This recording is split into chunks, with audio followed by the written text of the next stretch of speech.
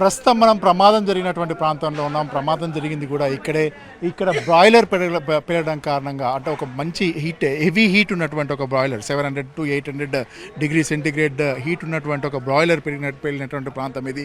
మనం చూస్తున్నాం అక్కడ ఏవైతే ఆ వైట్ కలర్లో ఉన్నటువంటి పైపుల్లాగా కనపడతా ఉన్నాయో వాటి నుంచి ఒక తడిగా ఉండేటువంటి ఒక పౌడర్ అంతా కూడా వచ్చి ఇక్కడ ఒక బ్రాయిలర్ ఉంటుంది. ఆ బ్రాయిలర్లో ఒక 700 to 800 డిగ్రీ సెంటిగ్రేడ్ మధ్య వాటిని పొడిగా మార్చేటువంటి ప్రక్రియ జరుగుతుంది. ఇక్కడ దాని పర్ఫెక్ట్ మెయింటెనెన్స్ లేని కారణంగా, ప్రాపర్ మెయింటెనెన్స్ లేని కారణంగా ఈ ప్రమాదం జరిగింది అని చెప్పి దాన్ని ఆ వేడిని చల్లార్చడం కోసం అవసరమైనటువంటి చర్యలన్నీ కూడా తీసుకోవాల్సి ఉంటుంది. దాంట్లో ఒక మాన్యువల్ మిస్టేక్ కారణంగా ఈ బ్రాయిలర్ పేలింది అని చెప్పి తెలుస్తూ ఉంది. ఈ బ్రాయిలర్ పేలిన తాకిడి ఎంత తీవ్రంగా ఉందనేది మనకు స్పష్టంగా అర్థమవుతుంది. అక్కడ మనం చూస్తున్నాం 3 స్టోర్డ్ బిల్డింగ్, అక్కడ క్వాలిటీ కంట్రోల్ బిల్డింగ్ అంటే దాంట్లో 3 స్టోర్డ్ బిల్డింగ్ ఉంటుంది.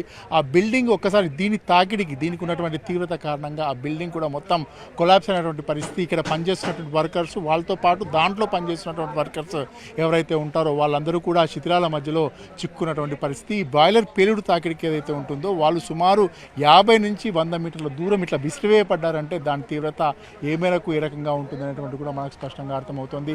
ఇప్పటివరకు అధికారికంగా 36 మంది మరణించారని చెప్పి ముఖ్యమంత్రి కూడా చెప్పారు. దాంతోపాటు సుమారు 42 మంది ఇంకా వాళ్ళ ఆచూకీ ఏంటనేటువంటిది కూడా లభ్యం కానటువంటి పరిస్థితి మనకుంది. ఇక్కడ చాలా హృదయ విదారకమైనటువంటి ఘటన. మొత్తం ఇక్కడ ఉన్నటువంటి శిథిలాల కింద ఇంకా ఎంతమంది చిక్కున్నారు. సుమారు అప్పుడు ఘటన జరిగినటువంటి సమయంలో 100కు పైగా కార్మికులు ఇక్కడ విధులు నిర్వహిస్తున్నారు. 100కు పైగా కార్మికులందరూ కూడా ఇక్కడ విధులు నిర్వహిస్తున్నారు. ఆ విధులు నిర్వహిస్తున్నటువంటి సమయంలో ఇది జరిగింది కాబట్టి ఎవరైతే ఆసుపత్రిలో ఉన్నారో, ఆసుపత్రిలో ఉన్నటువంటి వాళ్ళు, మరణించిన వాళ్ళు ఎవరైతే ఉంటారో వాళ్ళు పోను మిగతా 42 మందికి సంబంధించినటువంటి ఆచూకీ ఏంటి అనేటువంటిది కూడా ఒక క్వశ్చన్ మార్క్గా ఉన్నటువంటి పరిస్థితి. ఈ శిథిలాలు మొత్తం తొలగిస్తే తప్ప ఏం జరిగింది, ఎంతమంది చనిపోయారు అనేటువంటి దానికి సంబంధించి ఒక క్లారిటీ వచ్చేటువంటి అవకాశం ఉంది. ఇప్పటికే నిన్న ఘటన జరిగినటువంటి కాసేపటి నుంచి ఇక్కడ ఎవరైతే ఈ గాయపడినటువంటి వాళ్ళు ఉన్నారో వాళ్ళందరినీ, మరణించిన వాళ్ళు ఎవరైతే ఉన్నారో వాళ్ళందరినీ ఇక్కడి నుంచి తరలించిన తర్వాత రెస్క్యూ ఆపరేషన్స్ అయితే జరుగుతూ ఉన్నాయి. తీవ్రమైనటువంటి రాత్రిపూట భారీ వర్షాన్ని కూడా లెక్క చేయకుండా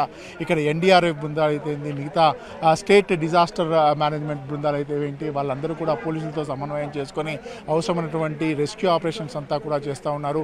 మొత్తం ఇది తొలగించడానికి ఇంకా ఖచ్చితంగా ఇంకో 2 రోజులు సమయం పట్టేటువంటి అవకాశం ఉంది. ఎందుకంటే నిన్న నుంచి కూడా చాలా స్పీడ్గా చేస్తున్నప్పటికీ కూడా స్టిల్ అట్లాగే ఉంది సిచ్యువేషన్. అంటే ఇంకా వాటన్నిటిని తొలగించేందుకు చాలా సమయం పట్టేటువంటి అవకాశం ఉంది. మనం ఇంతకుముందే చెప్పాము, ఇప్పటివరకు ఆ మరణించినటువంటి వాళ్ళలో 36 మంది ఎవరైతే ఉన్నారో వాళ్ళలో ఇప్పటివరకు 7 మాత్రమే ఐడెంటిఫై చేయగలిగారు. అంటే వాళ్ళ బాడీస్ ఏ రకంగా ఉన్నాయి, ఎందుకంటే ఒక్కసారి చెల్లాచెదురుగా పడిపోవడము, వాళ్ళకి సంబంధించినటువంటి ఆనవాళ్ళు కూడా గుర్తించలేనటువంటి సిచ్యువేషన్లో ఉన్నాయి. కాబట్టి వాళ్ళకు సంబంధించి అయితే అవసరమైతే DNA టెస్ట్ చేయడం ద్వారా వాళ్ళకి సంబంధించినటువంటి వేరబౌట్స్ వాళ్ళు ఎవరు అనేటువంటిది ఒకటి క్లారిటీ వచ్చేటువంటి అవకాశం ఉంది. ఇప్పటికే ఇక్కడ పనిచేసేటువంటి కార్మికులందరూ కూడా బీహార్ నుంచి, ఉత్తరప్రదేశ్ నుంచి, మధ్యప్రదేశ్ నుంచి, ఒడిస్సా నుంచి కూడా వచ్చినటువంటి వాళ్ళు ఇక్కడ మనం చూస్తున్నాం. వాళ్ళకి సంబంధించినటువంటి కుటుంబ సభ్యులు అయితేనేమి, వాళ్ళకి సంబంధించినటువంటి బంధువులు అయితేనేమి వాళ్ళు ఎక్కడున్నారు అనేటువంటి ఒక ఆందోళనతో ఇక్కడికి చేరుకున్నారు. ఇక్కడ మాకు కావాలి, అసలు ఏం జరిగింది, మా వాళ్ళకి సంబంధించినటువంటి ఆచూకీ ఏంటి అనేటువంటిది. आप बोल सकते हैं क्या हुआ, आपका कौन है यहाँ पे? हम नहीं बोल सकते। दूसरे कंपनी के वर्कर है।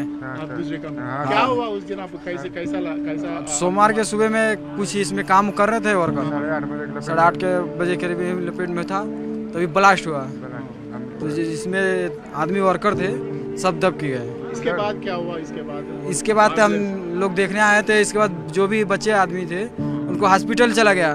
अब बाकी जो इसमें मर गए हैं अभी तक किसी का पता ही नहीं चला।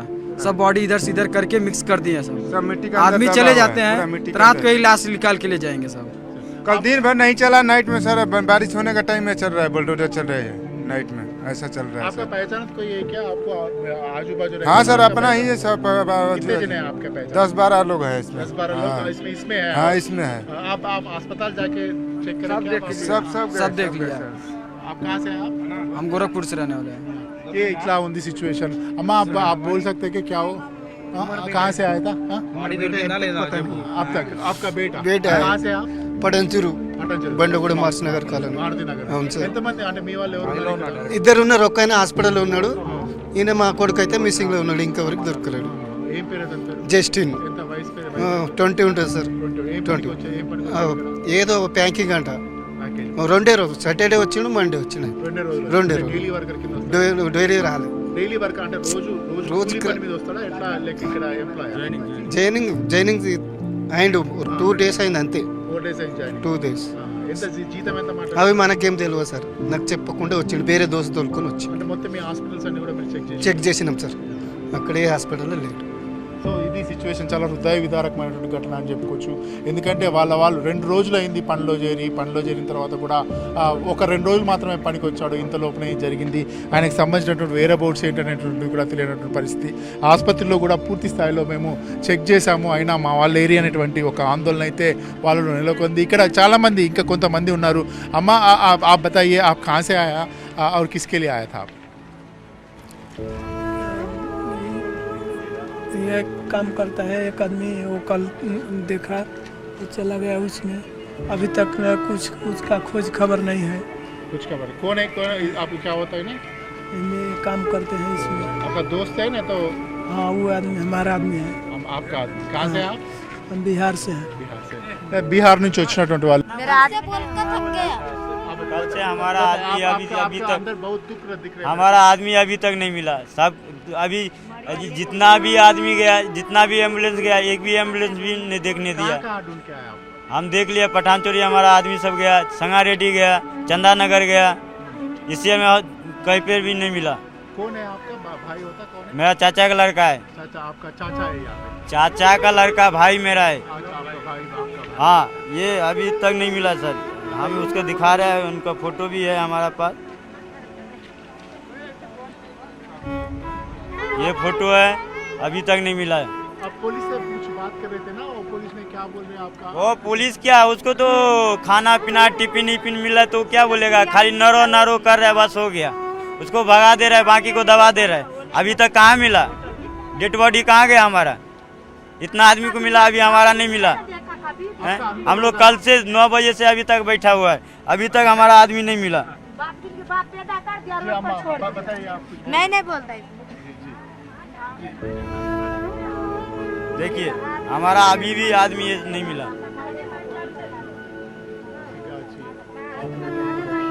ऑपरेटर था ये, कितने दिन हुआ यहाँ पे आए थे? इनको यहाँ पे आया हुआ 10 साल हो गया। 10 साल से इस कंपनी में कर रहे हैं। अभी तक भी जो है कोई भी प्रशासन जो है डेड बॉडी लेके जाता है, एम्बुलेंस में नहीं देखने देता है, नहीं कुछ। कल से हम लोग इधर भूखे प्यासे मर रहे हैं। अपना डेड बॉडी देखने के लिए इधर है ना, कोई डांस तो थोड़ी ना कर रहे से देखने के लिए आए हम। कि ऑर्केस्ट्रा हो रहा है इधर देखने के लिए हम खड़े हैं हम लोग हैं, कि हम अपना दुख से खड़े हैं, हम अपना आदमी के लिए खड़े हैं सर। बताइए, जब हमारा प्रशासन है हमारे लोग के सपोर्ट करेगा तो कौन करेगा? डंडा ले लेता, हम लोग पुलिस नहीं बन के डंडा लेकर खड़ा रहता। मैं नेता है, क्या करता? गांव में गोफाड़ देता, वही बंदूक का डंडा खींच कर।